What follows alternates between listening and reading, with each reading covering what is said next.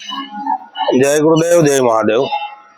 એક નાની એવી વાર્તા છે, પણ આ વાર્તામાંથી શીખવાનું કંઈક છે.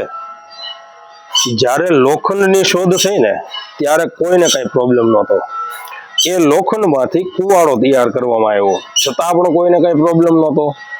પરંતુ એ કુવાડાની સાથે જ્યારે લાકડાનો હાથો ફિટ કરવામાં આવ્યો ને ત્યારે જે જંગલની અંદર વયોવૃદ્ધ અને જૂના વૃક્ષો હતા ને એને ભય લાગવા માંડ્યો.